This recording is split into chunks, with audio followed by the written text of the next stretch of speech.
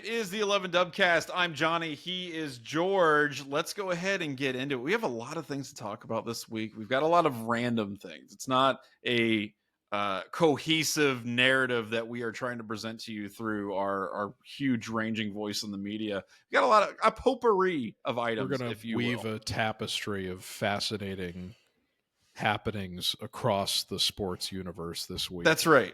As we always do on the Dubcast. Which, of course, will include recruiting. It will include some discussion about branding. We've got a local institution that's going to be leaving, although just part of it, not the whole thing. So that's not too bad. And then a really cool inspirational story that we'll kind of get into a little bit. So I'm excited about that. I want to start, though, with the branding thing. There was a lot of memes, a lot of jokes, a lot of takes about the potentiality of not just the Big 12, but I think also Conference USA as well, talking about selling naming rights to the actual name of the conference themselves. And I wrote an article about this earlier in the week. I can't believe the powers that be in college football are selling out. Yeah, I know. Who would have thought? I wrote about this earlier in the week. I know, George, you've written about it as well. And like I said, a lot of fun stuff in here. We were talking about it on Slack. Some of the proposed rebrands for the Big 12. So Jason said the Dr. Pepper 12. Chris said the Dude Wipes 12. That's actually, I think, my favorite one. The Dunkin' Dozen. And George, you said the 7-Eleven 12, which is very good. That's an excellent choice on your part. Thank you. I saw a lot of other really good ones on Twitter. I think it was like, I don't know, like the Cracker Barrel 12, stuff like that. Basically, kind of leading into the plains, ness of it. But one of the things I was talking to one of my coworkers about, I was saying this, this is not surprising in any way. I mean, all of these different schools, and this is what I wrote about too, all these different schools are looking for alternative forms of revenue because they are so terrified about the amount of money that they're going to have to be sharing with athletes through this process that they're going to be doing here with the NCAA over the next 10 years. And I think everything's on the table, man. And that includes, I don't think for Ohio State or even the Big Ten, but for smaller conferences like Conference USA, ads on jerseys, definitely ads on the playing field. But it's like I said, everything is up for grabs. And I think it's going to be really interesting to see how far they go with this, because throwing out renaming the conference, rebranding the conference right out of the gate, to me indicates that there's a lot more extreme stuff coming down the pike. I think that's hilarious. No, I mean, this is like the only way you get further than like commercializing the school is commercializing the umbrella that oversees all of the schools. Right. And once that is done, it's like, all right, well, we can slap a sponsor on pretty much anything at this point. We're already having to get used to the idea of seeing it on the field. People were cozying up to the jerseys. I feel like once you have already sold out the naming rights for the entire conference, the jerseys at that point just become more of an inevitability and an afterthought rather than something you got to work people up to. So this is honestly a great, from the perspective of the powers that be that are trying to maximize the amount of money they get out of this, this is an excellent power play. Because the commoners have no say. It doesn't matter what their feelings about it are. They can just get the money regardless. So once that happens and you've set that standard, then everything else just becomes a formality in terms of selling it out to some corporation. So it's a very good psychological play by I don't even know if it's the presidents that are in favor of it. I know it was originally the idea of the commissioner, which to be a fly on the wall in that meeting would be great, right? Like, first of all, how has this not come up like previously with how much things have been, snowballing towards selling out every part of college football in recent years? Maybe the Pac-12 should have done this a few years ago, gotten ahead of the curve, and they'd still exist, right? Right. But just think about being a fly on the wall in that meeting, and then the Big 12 commissioner is just like, I have a crazy idea. What if we sell out our name and instead of the Big 12, we become the All-State 12? Yes. And just watching like the dollar signs turn over in the pupils of all the university presidents, and they're like, my God, it's brilliant. This is why we're the decision makers, because we have ideas like this. Right. And it's surprising it hasn't happened earlier, honestly, given how well. But it's only surprising in the sense that if they're this willing to move forward with it and they don't even really have to consider it, you're just surprised that the idea didn't come up sooner. Like so that the All-State 12 doesn't already exist. Right. And so let's talk about that real quick, because one of the things that I mentioned in my article is, and this is, I think, kind of a forgotten part of the Ohio State Michigan history, but way back in 2004, I was a sophomore at Ohio State, I think, at the time. We talked about this last week. You said they were getting ready to sell out the game. That's right. I alluded to it, and I did some more research on it. I was like, is this just like some crazy half-remembered thing? No, SBC Communications was going to pay Ohio State and Michigan a total, not each, but a total of like $1.06 million. So for $530,000, Ohio State and Michigan would have each gotten money to allow it to say, like, the SBC Communications, Ohio State Michigan Classic or something like that. And, obviously the public outcry on that was immediate. People were like, no, this is terrible. This is denigrating the history of the game. And it tarnished SBC's reps so bad that when they acquired AT&T, they just opted to keep AT&T's branding. That's right. That's right. People were so angry. They so much revulsion at the idea.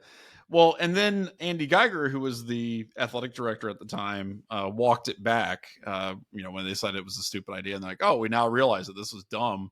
And it's like, well, it wasn't. It was dumb. Let's be very clear. It's a terrible idea, but it also presaged a lot of this. And so that was literally 20 years ago. Things change, time passes, and all of a sudden now you've got to figure out different revenue streams. And I just wonder if AT&T just kind of strolls back into the Big Ten offices and goes, hey guys, remember us? And then, it's like, well, we offered 1.06. Well, first, the Big Ten has to sell out, and then that'll set the precedent for slapping a sponsor on the name of every sacred event and every rivalry trophy, which will be great, Who's going to want to be on the old oak and piss bucket or whatever? They need to have they need to slap a cool logo on Illabuck. We need to see like Pennzoil Illabuck, something like that. I want to see like a cool, like, I don't know, just put a bunch of, in each of the little shell pockets, you put a different logo or something like that. Who's going to get Abe Lincoln's hat? That's right. How do you feel about all of this, though? Because the people I have talked to, when I've brought this up, they really, really hate it, which I get. Like, I'm not saying you should love it or accept it or anything like that. I mean, it's totally fine to think this sucks. But is it one of those things that you're just kind of made your peace with? Or is it something where you're like, this is literally going to be something that lessens your appreciation of I've made sports? peace with it. Okay. Because I don't have any say in the matter. Does it actually affect the on-field product? Not at all. Is it incredibly stupid and unpalatable? Of course it is. Right. But I don't have any say in the matter, so I'm not going to waste brain energy getting upset about it. There's no point. That doesn't sound like an Ohio State fan to me. In this moment, I can just granted, I'm not a fan of a school in the Big 12 conference, so it doesn't have I could just look from afar at this point and laugh. Mm-hmm. Now, when this sets a precedent for the other Power 5 members to sell out, which they inevitably will because it's easy money for them to get, right? Then I'll be a little bit more upset about it. However, because I can choose whether or not to be upset about it, I will only be upset if the sponsor the Big Ten inevitably picks is a stupid one. So if we get the Waffle House 10 I'll be thrilled. Yeah, actually, that would rule. That would be kick ass. I'd be Right. fine with But that. if we get, the pure Michigan 10, then I'll be upset about it. So I guess that leads into my other question for you, which is Who do you want the Big Ten sponsor to be? Oh God, something really stupid and regional. Like definitely, I mean, I struggle to think of any like wholly Midwestern regional brands. Even Waffle House doesn't apply, which is tragic. yeah, Waffle And House I'm terrified that the SEC would jump on that opportunity before the Big Ten. Yeah, I mean they'd probably like what's another like Popeyes maybe, but Popeyes is like more expanding. They're more national. They're a pretty national brand. They're now. pretty national brand. Not in the same or much more so than Waffle House. Is there a beloved brand? I'm just not a guy. The SEC is going to be Bojangles. They're a Bojangles crowd when it comes to fast food chicken. I'm not a brand guy. I don't have any like brand allegiances or anything like that. The Kroger 10. It's happening. Yeah, it's going to be something like that. Yeah, or like Giant Eagle or something. There's no like fun, I don't know. There's no fun bespoke thing that people would get into, I think. And that's, part of the Big Ten all hating each other, which I'm fine with. I mean, that's the way it should be. But I guess my other question for you is like, is there a line? 10. We got to remember we got a whole West Coast branch of the conference coming in, that's right. There's a lot of wide spanning options we could have. You do the Starbucks 10. I think that would be good. I feel like Starbucks is a little too big. Well, that's what I'm saying. This is a national conference, man. This is coast to coast. Yeah, that's right. We're thinking too small. It can't just be Midwest. So my other question to you then is, George, is there a line? Is there a branding element where you would be like, I'm out? Like I cannot watch the same way that I used to watch, because like for a lot of people, I think it would be something like logos on the jerseys or something like that. You know what I mean? Which I think you don't think so. Precedent, no, and this is the point I was making earlier, is that you take something as massive and over-encompassing as the conference name, which is something that affects not just individual fan bases, but just fans of the sport as a whole. Right. And you're setting the precedent that we can put a sponsorship on anything. This is why they were so willing to jump ahead in it, because the guy in the meeting was like, what if we just sell out the naming rights? Right. And the people were like, well, we hadn't really even thought of that because we figured people would be pissed, but who cares how they feel about it? We could just do it. And if we just do it, then the precedent is established that we can do it with anything. Right. So for them, there's no, after this, there's like no line that they won't cross. Right. But what is the final frontier? For you as a fan, like if they start replacing like Buckeye leaves with Wendy's logos, does that matter to you at all?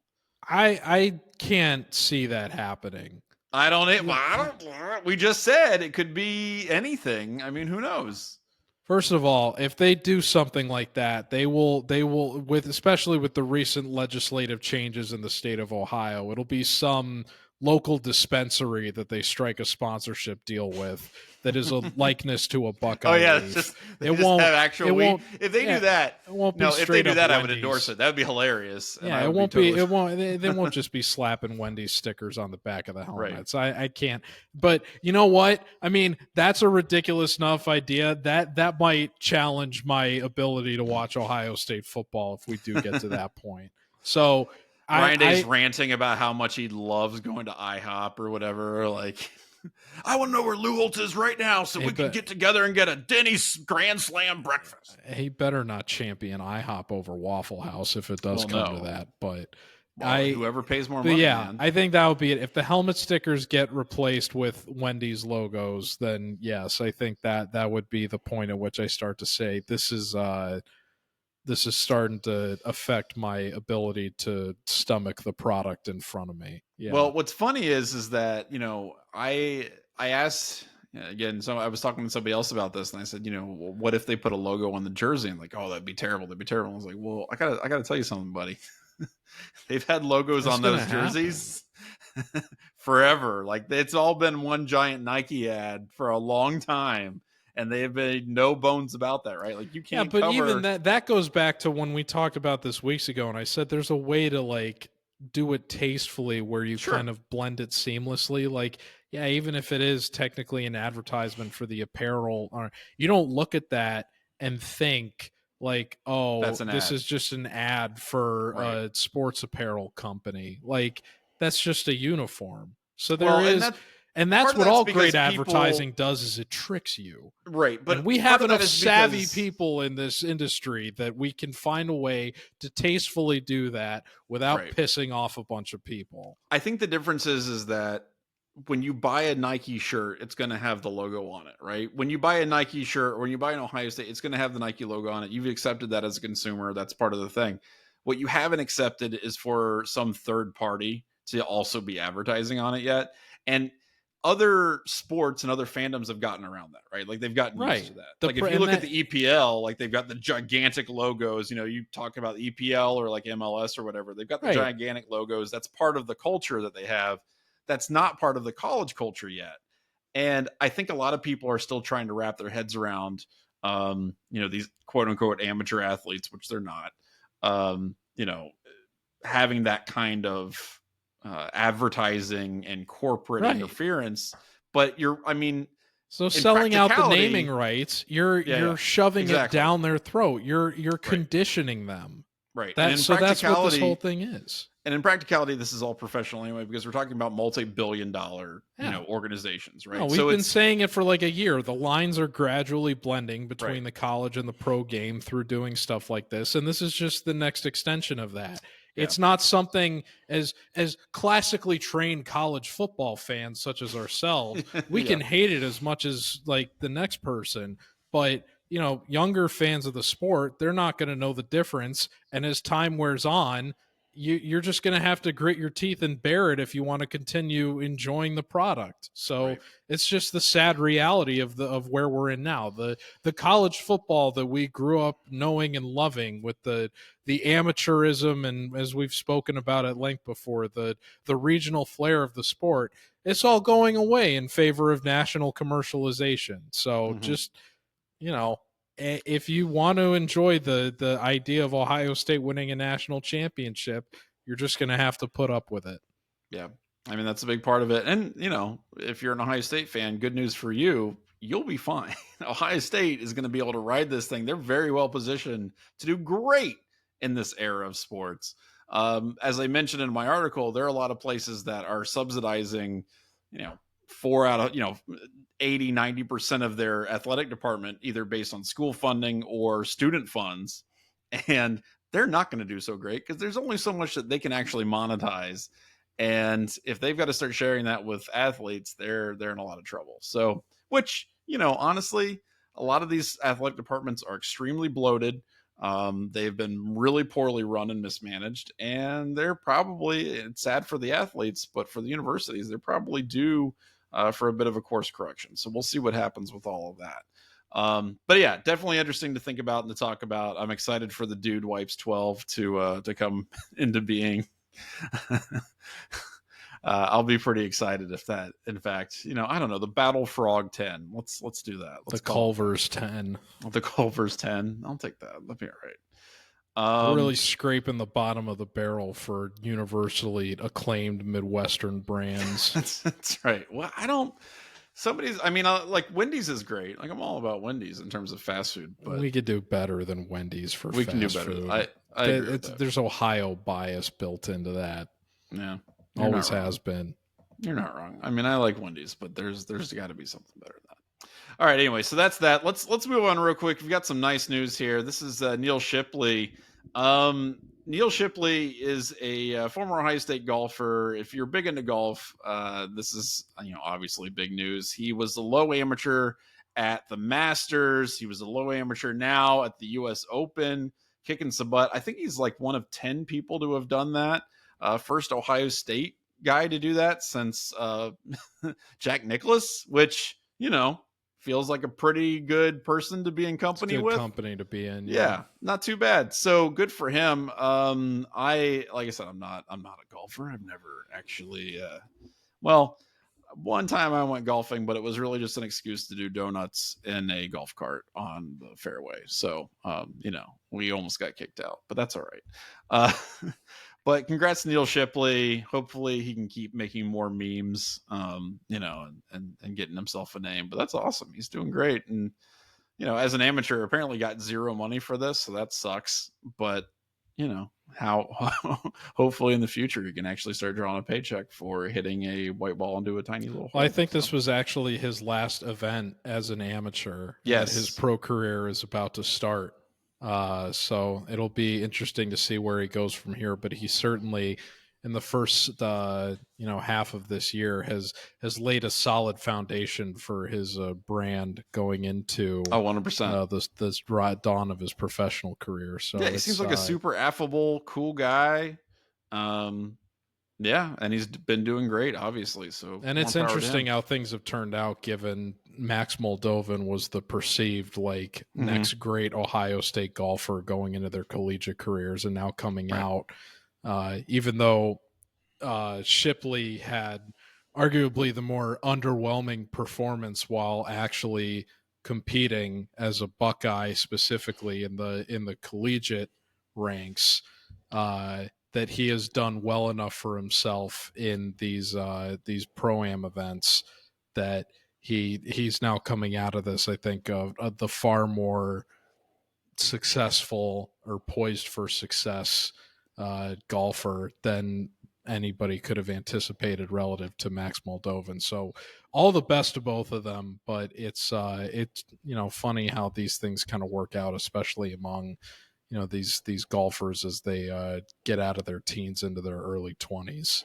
How things it feels like shake out. the bigger the bigger the stage, the better Neal plays. So that's pretty cool that he's doing that. That's pretty awesome. We'll see if that trend continues. Yeah, I mean, that's now he's going to get paid, so let's do it. Some more Ohio State stuff. We got some recruiting things here.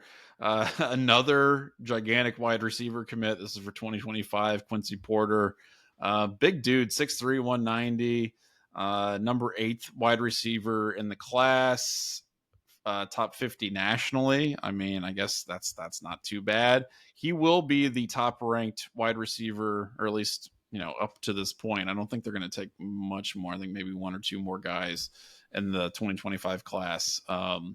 But he's pretty high up there. So, pretty cool. This is an interesting class because you don't have a lot of marquee offensive names in the way that you have in the past. I mean, you do have, Taven Sinclair, who, obviously is people are really high on out of Bell Fountain in Ohio. He's going to be in the Elite 11 next week. I mean, that's a pretty big offensive name, I think. Yeah, but beyond that, I mean, if you look at the other guys, like the other 5 stars are cornerbacks. They've got the number 2 national safety, number 5 linebacker. So this is definitely, I think there's a guy named Bo Jackson in this class. There is a guy named Bo Jackson. You don't have enough name brand recognition in the offense in this class for you? I'm not saying if Bo Jackson doesn't do it for you, then what will, Johnny? Well, they do want 3 running backs. So they don't know Bo. They got Quincy. They also got Isaiah West. He's a 3-star running back. And the interesting thing about Isaiah West, so a lot of people think he is really, really underrated.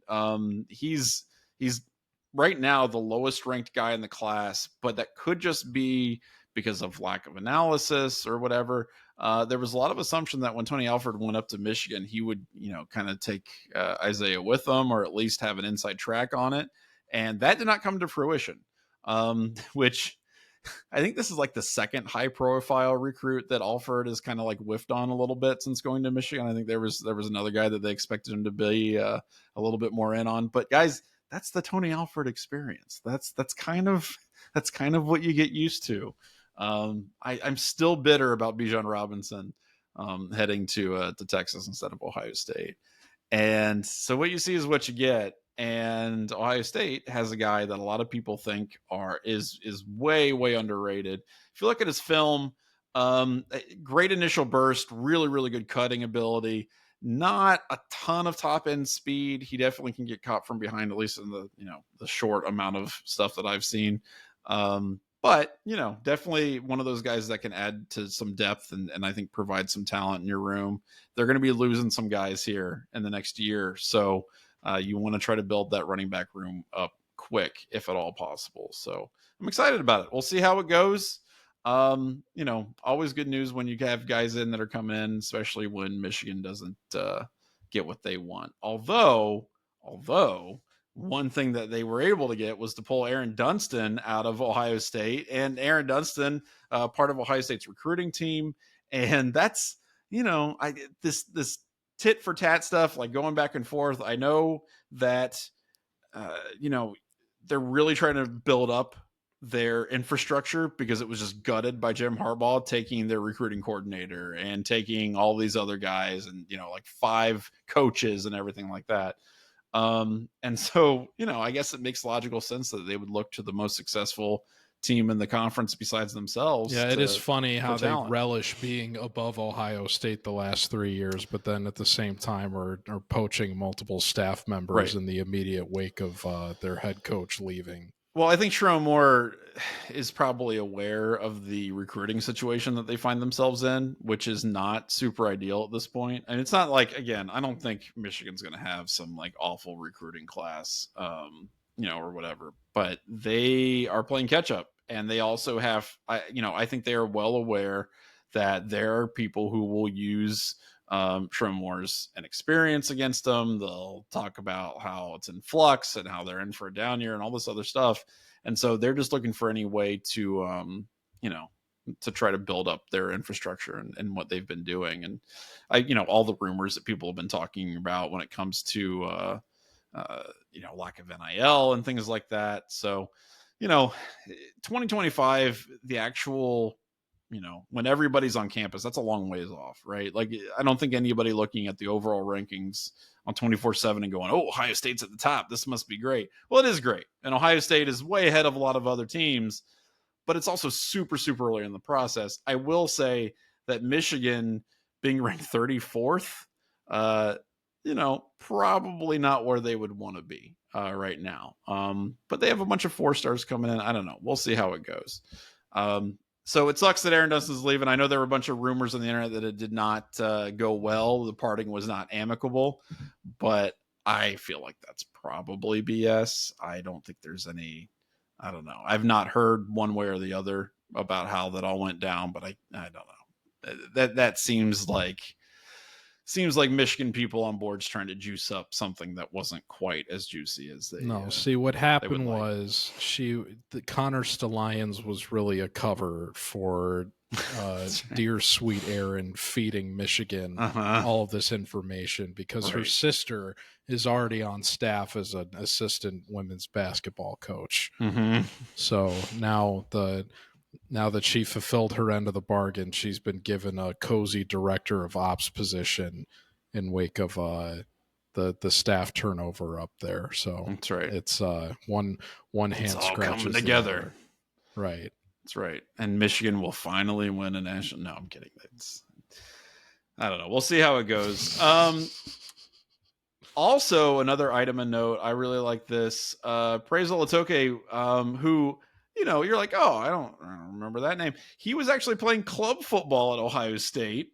The proud tradition of club football at the Ohio State University, and has now found himself. He's been signed by the Los Angeles Chargers. He was a track and field sprinter as well with the Buckeyes, and now he's an actual NFL player. He came to the Chargers through the NFL's International Pathway Program. He was originally from Scotland and was able to get some things done with the club team, and obviously has some really good athletic skills. He does the 40.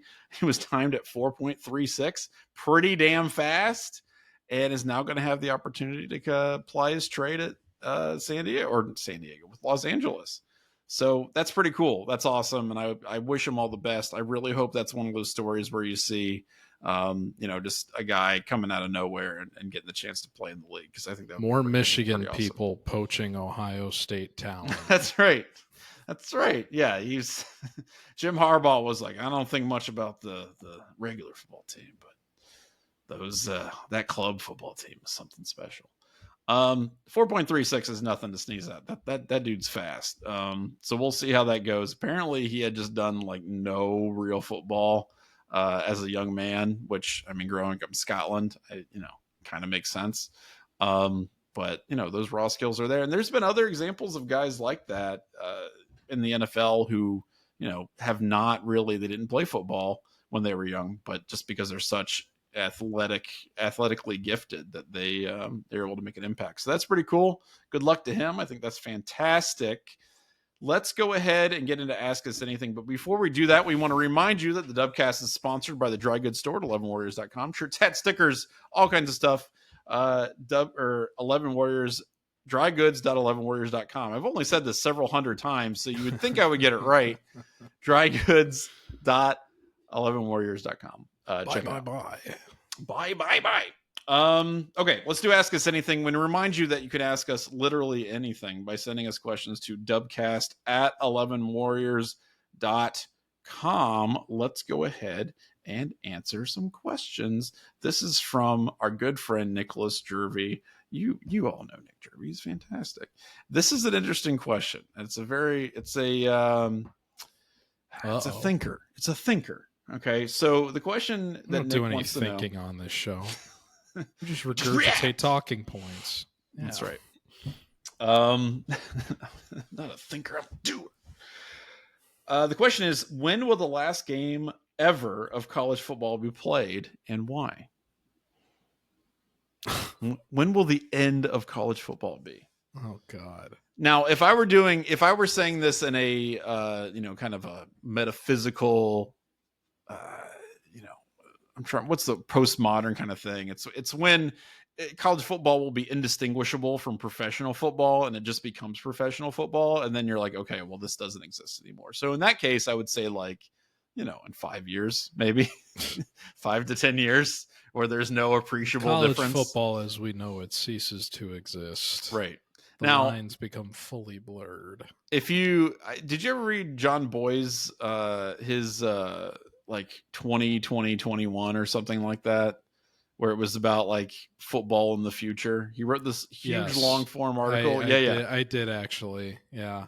And so I'm also familiar with his his Y2K, or the Death of Basketball series, which follows a similar sentiment. If his future comes to pass, then there will be no end to football games. They'll just have one long continuous football game that's just played into eternity. So that might happen as well. I don't really know. I mean, we'll see what happens in the future. I honestly, to give you an honest answer, Nick, I think eventually, I think football will ever end. I do think it's going to evolve in a sense that if you watched a college football game in 50 years in the future, I don't think it would be recognizable in the same way that it is now. And in much the same way that football, like in the 1920s, like roughly the same, but like not really, you know what I mean? I think you're going to see similar evolutions when it comes to player safety, when it comes to endorsements, all that kind of stuff. I just think there's going to be so many changes in the next 10, 15, 20 years that at that point, it's not going to feel like college football did in 1995. So I think that's eventually, we're going to see in, like I said, the next decade or so, a big shift in how we perceive what we now know as college football. And then, okay, I'll give you a date. November 28th, 2038 is going to be the last college football game ever played. It'll be an Ohio State Michigan game. Ohio State will win by 3 touchdowns, and then a robot will decapitate. 2038. That's only 14 years from now. I know. You better get ready. We only got 14 seasons left. Better enjoy the next 14 years. Oh God. I don't know. What's your take on this? What do you think? I don't know if it'll be that quick, but I can see. I mean, there was a part of me that was very worried within the last 10 years that the helmet technology was not going to advance far enough to where there would be a noticeable drop in the rate of concussions to where parents were going to feel comfortable with allowing their children to participate in the sport.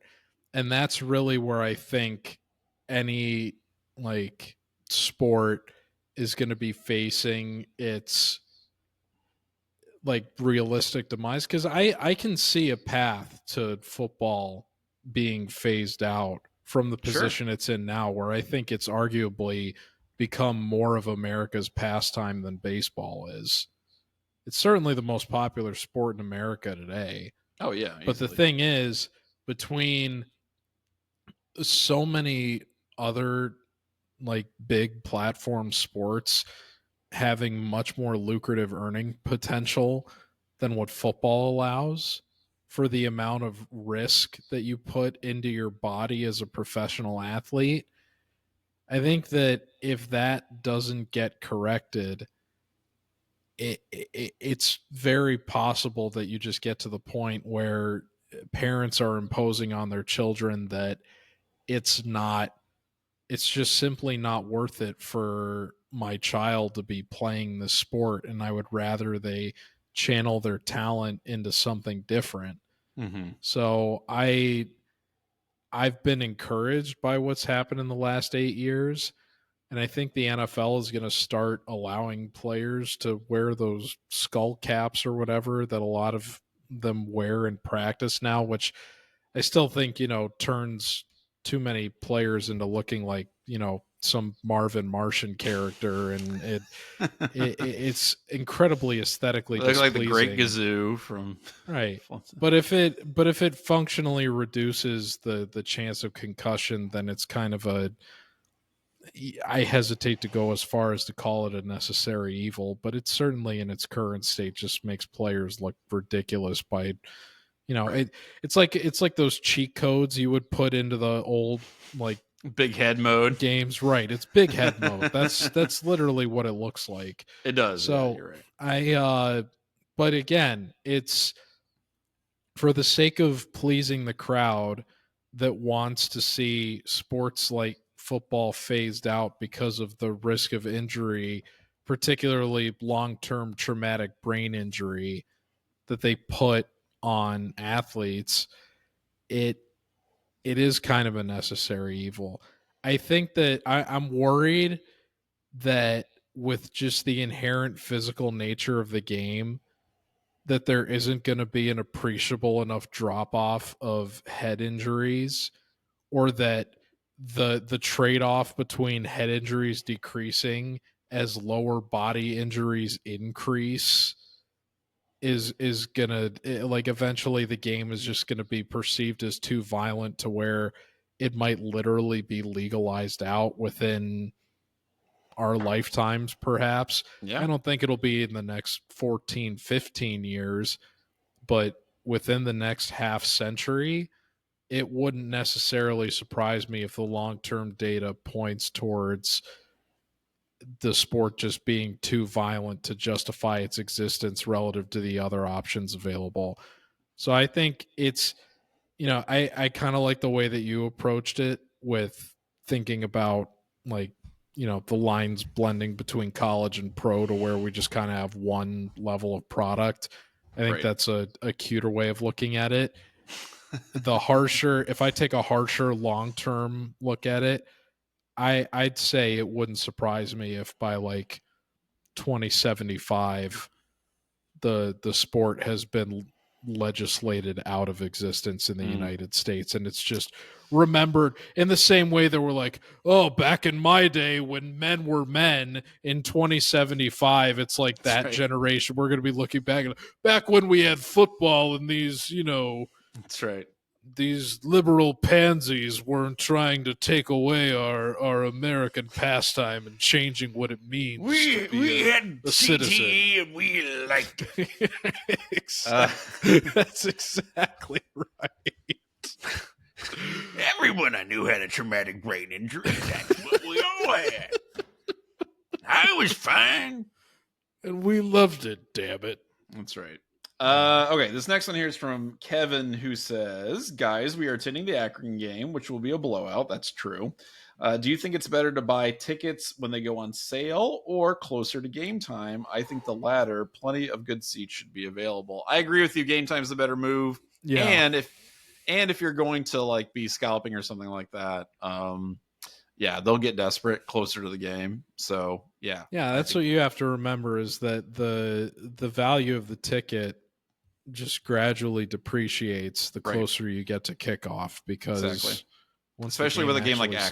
starts, the value begins to know. Right, especially there's only a very narrow window of relevant football before that ticket, becomes Yeah, they just start effectively throwing them at people. worthless. So you should wait until as close as possible to when the people that are absolutely like need to offload at whatever cost Mm-hmm. are willing to do so. Now it could be, I think there might be a little bit more value attached to that just because it's the season opener than what you would get for another non-conference game against a similar caliber opponent. There's probably going to be a little bit more inflated value just because it's the first game of the season. But Sure. yeah, you should generally, unless like as a general rule for buying tickets, you should try to wait as close to the event as possible as opposed to buying in advance, Right. unless it's a game you can obviously point to as going to be a sellout, like, the Michigan game or Yeah. In something that where case, yeah, you want to get the in on as price early could as just possible. gradually be inflated. Right. So you got to play it by situation, but as a general rule, which would apply to a game like this, where didn't they already release a line for this game and Ohio State's like a 50-point Yeah. favorite or something? Yeah. You Yeah. you should just let the market work itself out, and Right. then scalp if you need to. I remember when I was going to in 2012 when they played Cal, and I had 2 extra tickets, and I like everybody that game ended up being much closer than I think anybody was expecting, The but it Ohio was State still one did, like, yeah. yeah, but Cal was still kind of they didn't end up actually pulling away until like the fourth quarter, Right. but Cal was kind of a meme team, and nobody realistically expected them to give Ohio State a challenge.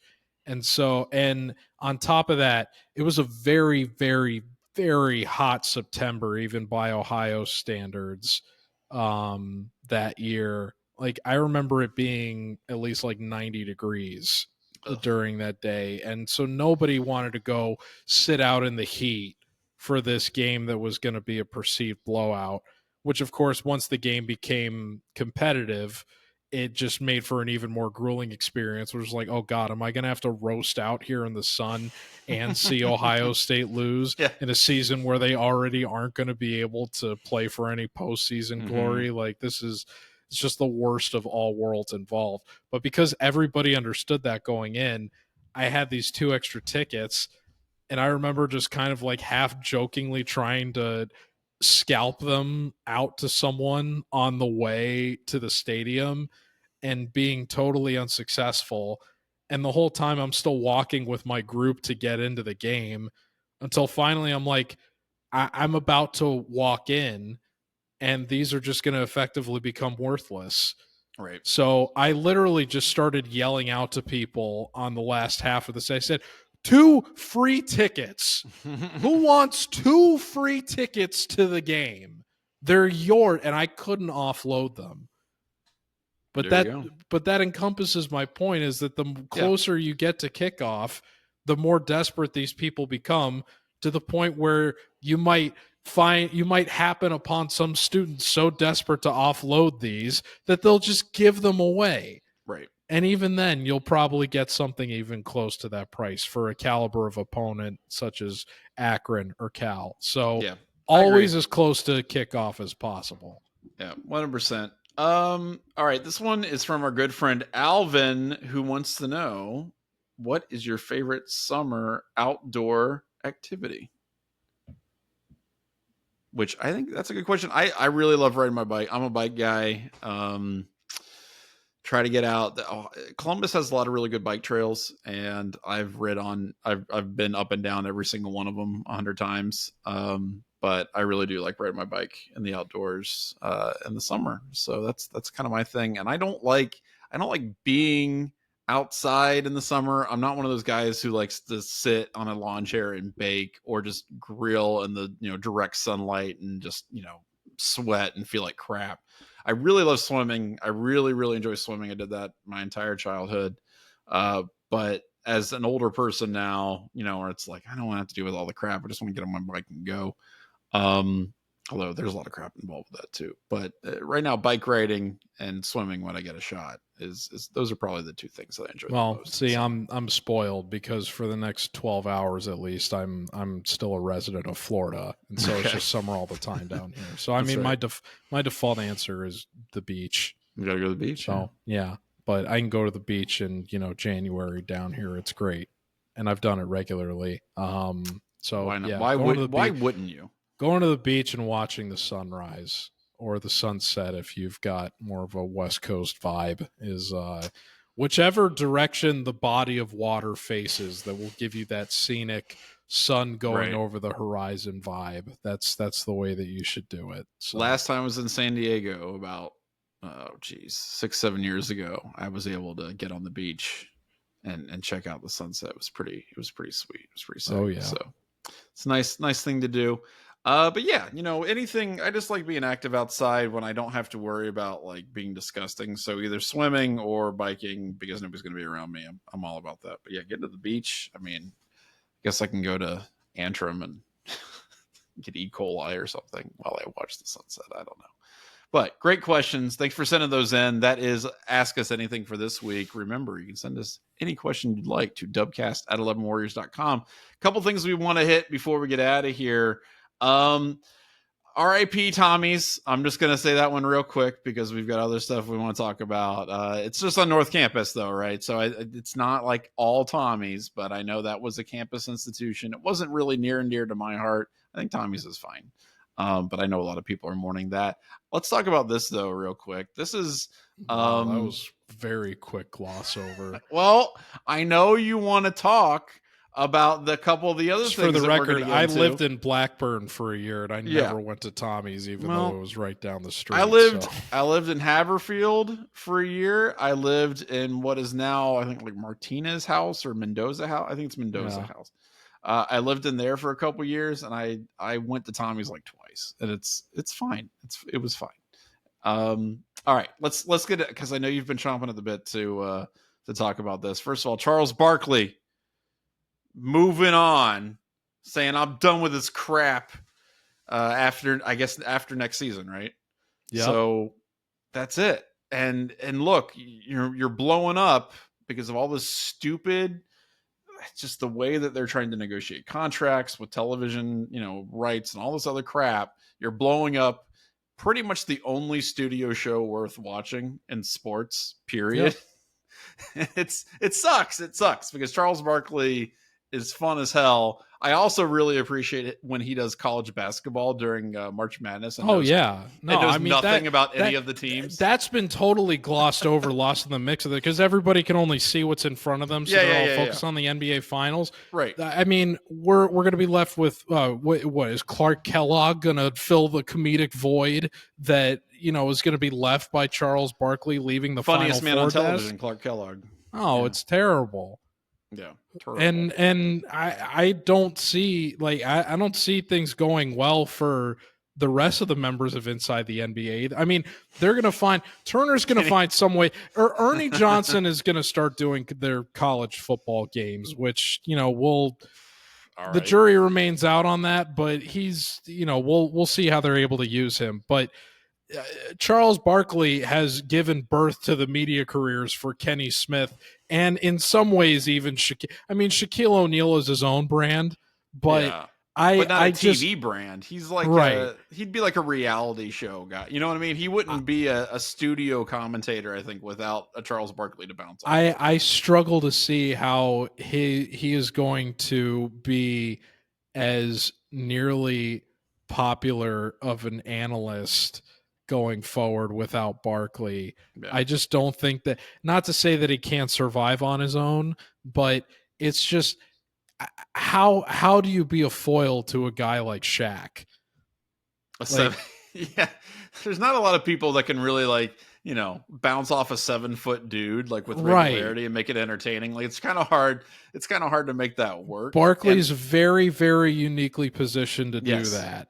And yes, him leaving, there's just not a lot of it creates an impossible void. yeah, yeah. So It's it's really sad stupid. for inside the NBA, but it's also, I mean, the circumstances under which he's leaving, I think are just a much larger reflection of how the common sports fan feels about the general climate relative to sports media, Yeah, not just the studio shows, which are inherently lacking in terms of the risk that they're willing to take now, where everything just feels like the most safe. We need to just cultivate as many influencers or potential influencers as possible in, like the mold of Stephen A. Smith, but also the like the just him it's very funny how he's approached the ongoing negotiations relative to himself throughout these playoffs, where he's just kind of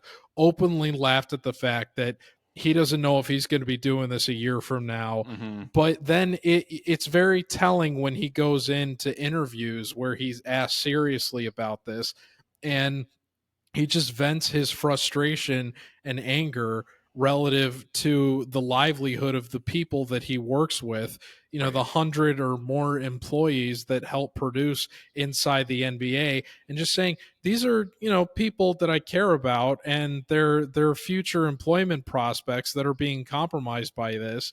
And it wears on me having to worry about this on their behalf every day, and I would just rather not participate in it anymore. That the media ecosystem for watching sports has become so fractured now, to the point where the NBA, instead of just saying, we're concentrating this to two networks, now if you don't want to get League Pass next year or after next season, your only other option is going to be, I have to get uh, whatever provider is going to give me ABC and ESPN, and I have to get Peacock, Hmm, and I have to get Amazon Prime. right. It's the same kind of frustration that we feel as college football fans, particularly fans of the Big Ten right now, where it's like, oh, I got to make sure I have access to CBS, and I Right. got to make sure I have access.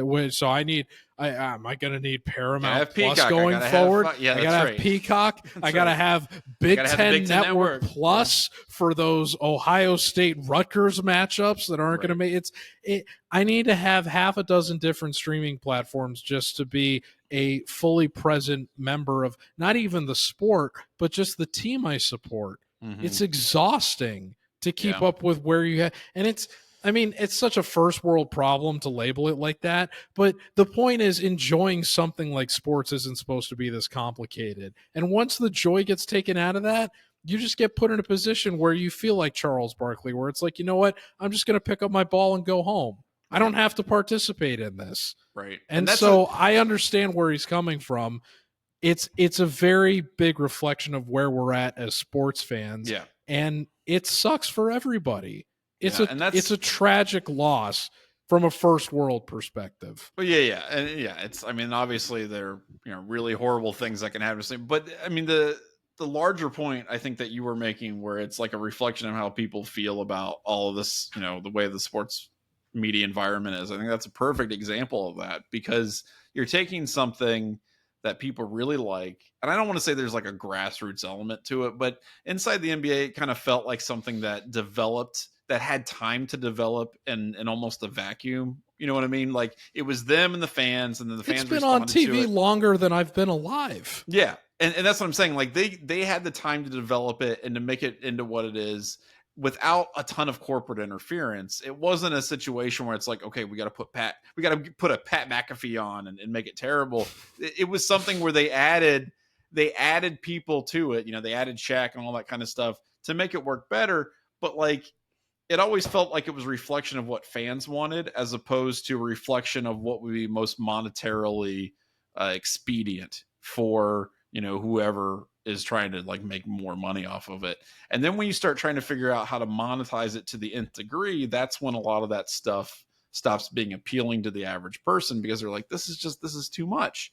And, it's been a reflection of ESPN's approach to all of this, where it's like, we're gonna we're gonna blow all of our money on these 3 personalities that we think people are just gonna like love and tune into, and then fire 2/3 of our staff because we don't feel like that's where the driver is. You're And it's gonna like, learn to love Kendrick Perkins. yeah, that's what I'm saying. Like, it's just one of those things where you just don't. They roll the dice on these dudes, and you're like, this is not.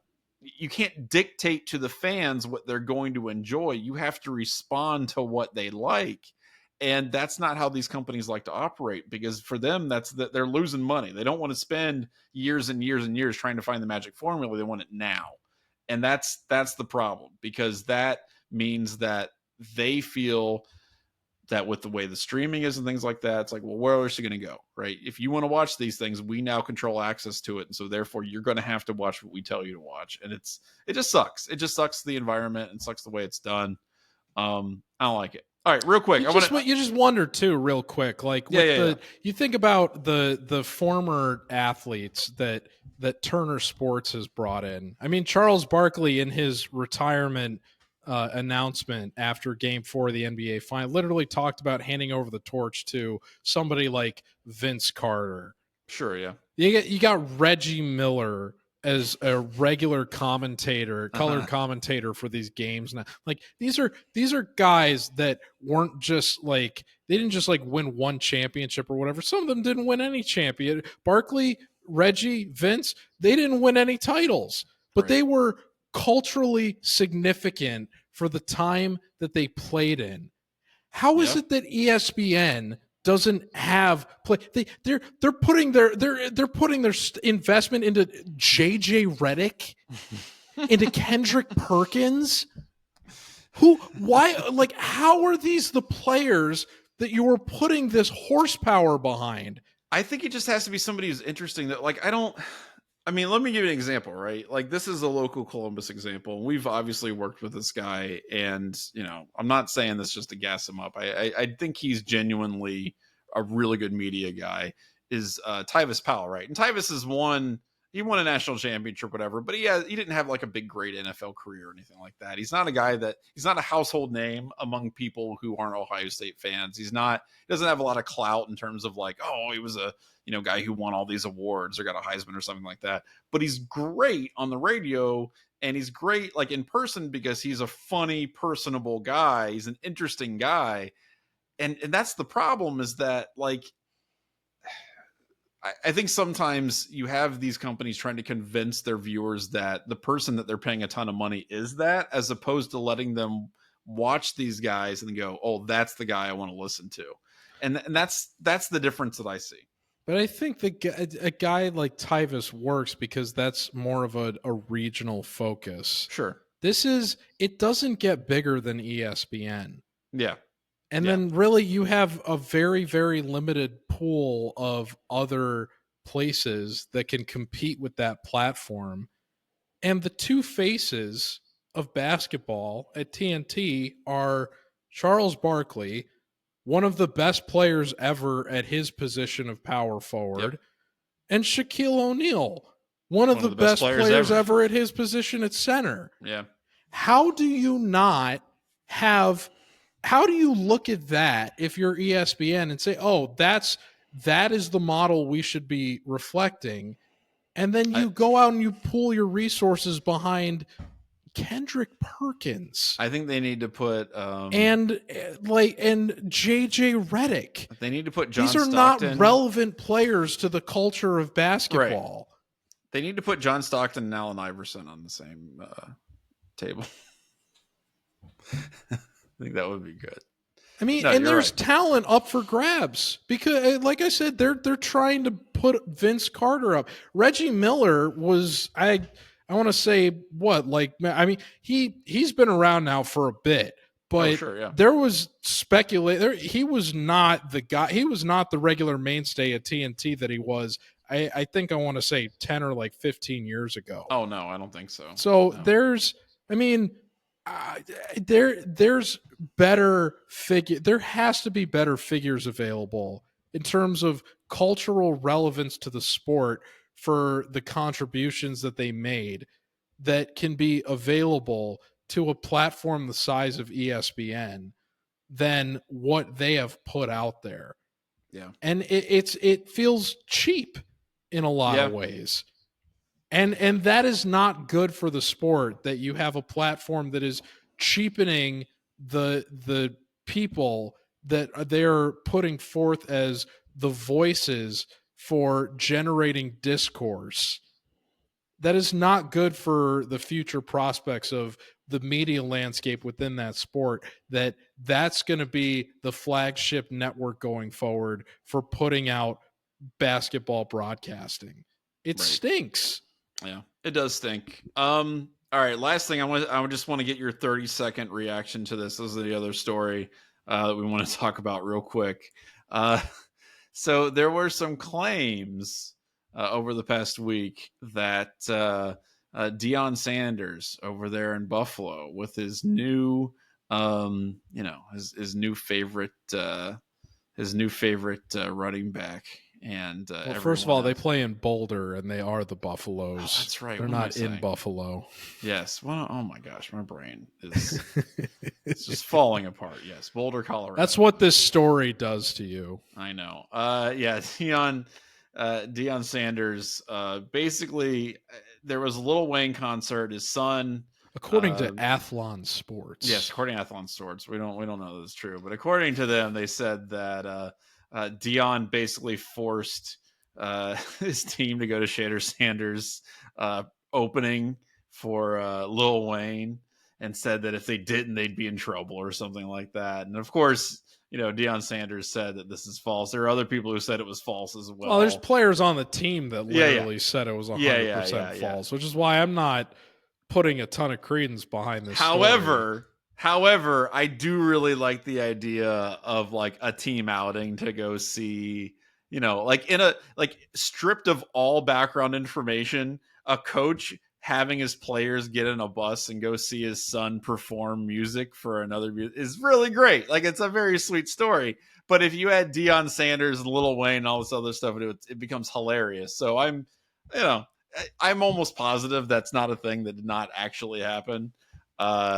Maybe he encouraged his players to go check him out, but I'm sure there wasn't any kind of like, you better go. Or well, I am very conflicted because on one hand, this is a perfect example of like when a celebrity vents frustration about their why they would hate the media for just fabricating some complete BS out of nothing, and then the story, which is made out of nothing, ultimately becomes a story that is reported on just because they are compelled to respond to something that is just so flatly outrageous. Mm-hmm. So I am, just because I'm very skeptical that this actually happened based on the pushback that the players have given.